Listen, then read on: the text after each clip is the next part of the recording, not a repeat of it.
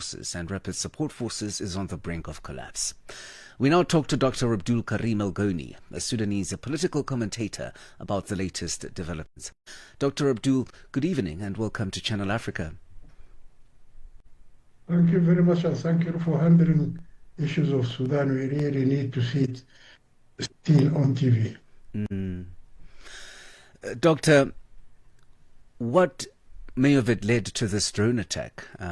Do we know who the suspects are and what could have it been the strategic objective?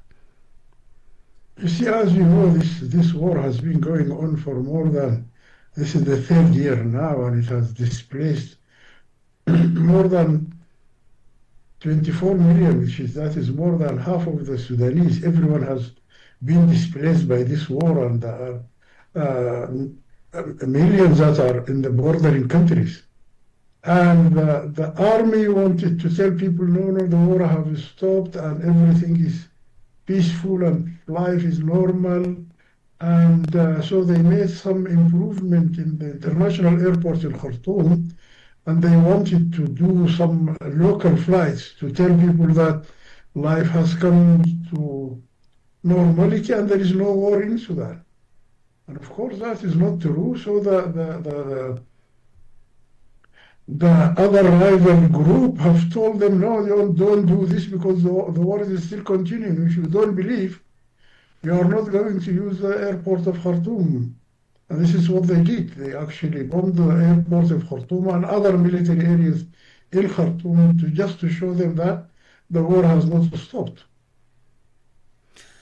Now, how significant is this attack in the broader context of this wrangling between the Sudanese armed forces and the rapid support forces? You see, the significance of this attack is that, as you may know, in the last few weeks, the U.S. together with Saudi Arabia, the Emirates, and Egypt have come out with a roadmap to stop the war, starting with a 3 months ceasefire for humanitarian reasons, so that the Sudanese can rest from the sounds of the bombings and have something to eat. And during these 3 months, people can at least rehabilitate some of the clinics and hospitals so that people can get medicines. But although the rebel support forces agreed to this roadmap, but the army is refusing, is going one step forward, 2 steps back. So last week, Al-Burhan went to Egypt, and in Egypt he said, we are very happy about this process and we are waiting for the next meeting that will happen at the end of October. But when he went back to Sudan, the Muslim brothers who are really ruling Sudan asked him to come with another statement. So he came with another statement saying, I'm not going to negotiate with anyone, not to the quartet, not the RSF, until I kill all the rebels, which means the rebel support forces. And of course, everyone knows this is impossible, and everyone knows there is no end to this war by military means. It has to go to negotiations.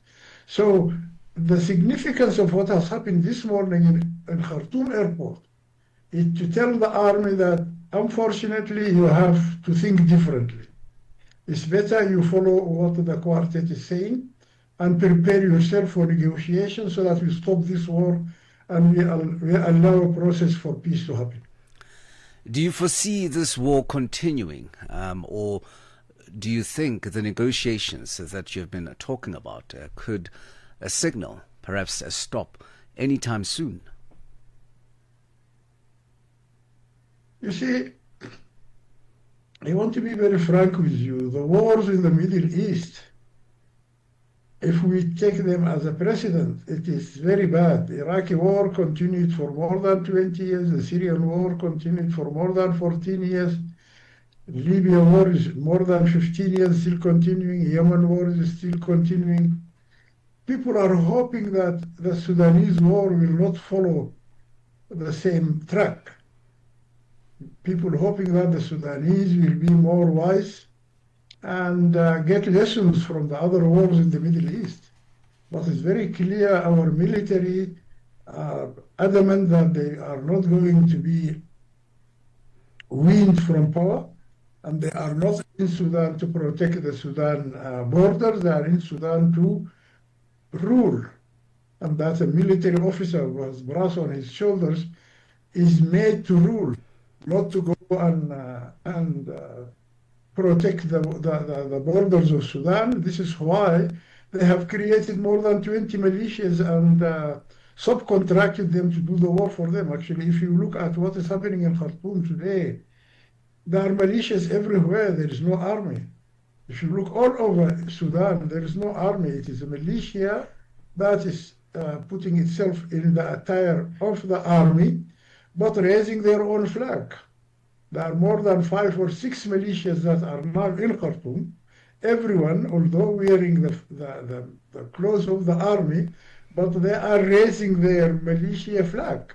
So practically the war now is in a very bad shape in Sudan. We hope that the army and Burhan takes a different stance so that this can change. Let's come back to this drone attack. Do you think it's a desperate attempt on either faction, or it could just be signaling a warning that this war has actually reached an advanced stage? You see, this is not the first time those drone attacks happen.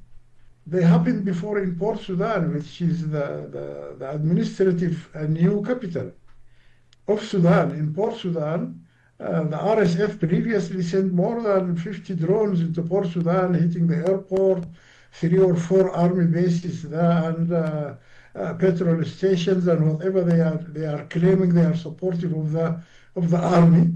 That happened in Port Sudan, and it happened in Khartoum, and it happened in other areas of Sudan. They are just another sign of this war, and another sign that there is no shortage of ammunition for the war to continue.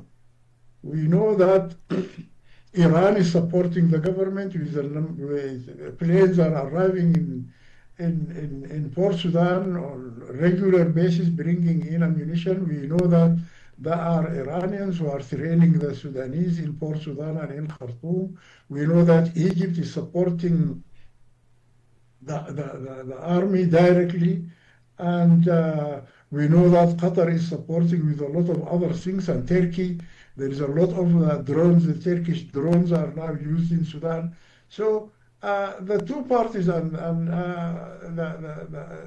the Rapid Support Forces joined hands with a number of civilian groups and parties and created a new government in Niala, which is also their administrative capital. And they said the government of Port Sudan is not recognizable because it came after a coup, and even the African Union is not recognizing it. It's just a de facto government.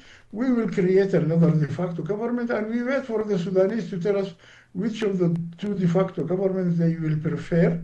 And both of them are receiving support from a number of other countries. Even the Ta'sis government now, which is in Niala, is saying we are no longer just another fighting army. We are now a government.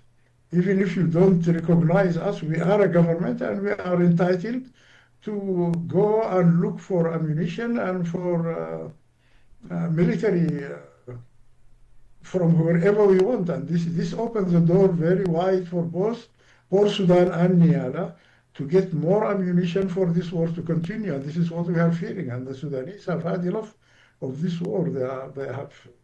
This is the third year where people have not cultivated. We have not. You see, we cultivate according to the rainy season. This is the third rainy season that people are unable. So there is a scarcity of food, and it became very costly for many people. And at the same time, people don't have income. Previously, they have their income from agriculture. Now the agriculture is not working. The government offices are closed. They are getting no salary, and there is no other businesses. And this is why famine is a big problem that is facing Sudan now. The UNICEF is saying millions of under 5-year children are going to die of malnutrition in Sudan because their parents cannot afford to give them proper food during this time. And this is why all of us are hoping that the army will take this initiative of the US and the 3 Arab countries seriously and follow suit with the RSF, who accepted the initiative, that the army will accept the initiative so that at least the Sudanese people can have some rest for some time, at least 3 months. Dr. Abdul, we keep our fingers crossed that something is going to happen. You know, as a parting shot, in a nutshell, won't this open the door for more renewed talks from the African Union and IGAD, diplomatic efforts that could trickle in, the art of negotiation? Yes, you see, let me be very frank with you. Everyone is working for this war to stop. President Mbeki a few months back have had an initiative here, an African peace initiative, and he called both parties and tried to negotiate something and convince them that peace is better for both of you than war. And it's not only South Africa that is looking for that. The African Union is pushing initiatives. The European Union, the Arab League, neighboring countries of Sudan, everyone is for peace in Sudan because they know that there is no military end to this war. It is only the army of Sudan that is supported by the Muslim Brotherhood of Sudan that are insisting on the war. This is why the Sumut, which is a civilian movement chaired by our Prime Minister, our civilian Prime Minister, Dr. Hamdok, have asked the international community to add the Muslim Brotherhood movement of Sudan to the list of the terrorist organizations, so that people push them to accept and stop the war. And if you look at it now, everyone wanted peace in Sudan except this group. So you don't understand what is their objective when they refuse the cessation of hostilities. And all of them, they see the suffering that the Sudanese are having, not only in Sudan, but even in neighboring countries, in Cairo and in other countries. So we hope that they will come to their senses and they will accept at least this final initiative from people who all hold good hope for Sudan, that Sudan is a country that is rich, and if this war stops, within a very short period, Sudan can stand up again and be a very successful country. Dr. Abdul, thanks for your time this evening.